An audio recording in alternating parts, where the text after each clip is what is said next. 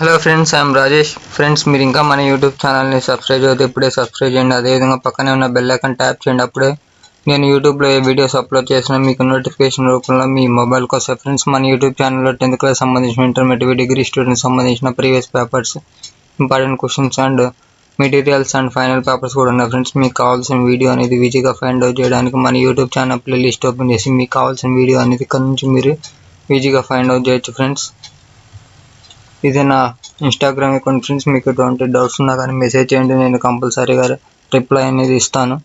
Okay, now let's start our video.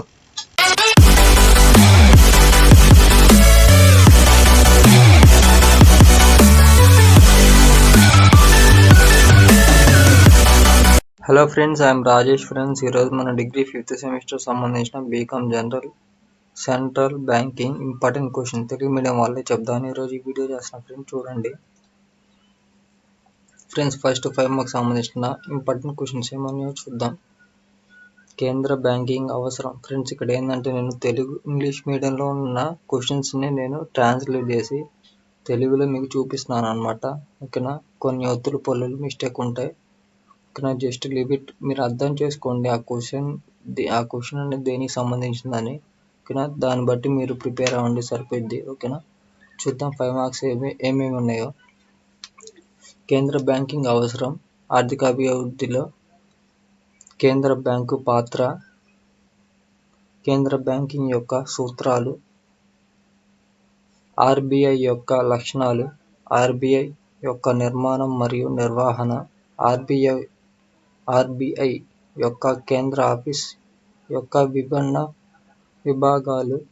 CRR and SLR గురించి రాయండి. ద్రవ్య విధానం versus credit policy. రిపో rate reverse. ద్రవ్యోల్బణం మరియు ప్రతి ద్రవ్యోల్బణం గురించి రాయండి. డబ్బును నియంత్రించే చర్యలు. విదేశీ విస్తరణ రేటు వ్యవస్థ. కేవైసీ గురించి రాయండి. భారతీయ బ్యాంకులో డబ్బు మోసం, సరళీకరణ మరియు ప్రపంచీకరణ ప్రభావం. ఓకేనా ఫ్రెండ్స్, ఈ విధంగా 5 మార్క్స్ 15 ఉన్నాయి.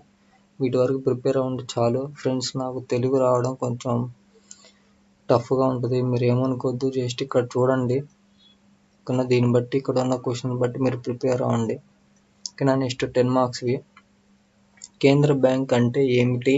దాని మూల్యాంకనం, లక్షణాలు మరియు విధులు. అభివృద్ధి చెందిన మరియు అభివృద్ధి చెందుతున్న దేశాల్లో కేంద్ర బ్యాంకుల అభివృద్ధి గురించి చర్చించండి. దేశం యొక్క ఆర్థిక వృద్ధిలో కేంద్ర బ్యాంకు పాత్ర గురించి రాయండి.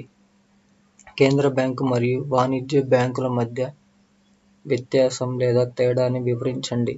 ఆర్బీఐ యొక్క చరిత్ర మరియు విధులు గురించి రాయండి.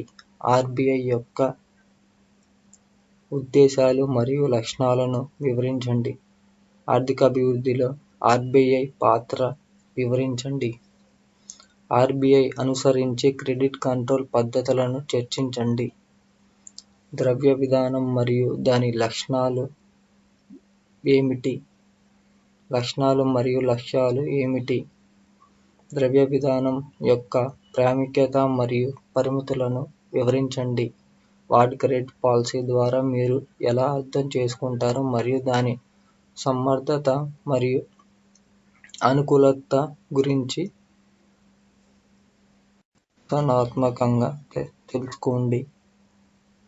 రెపో రేట్ గురించి రాయండి మరియు రెపో రేట్ రివర్స్ గురించి రాయండి.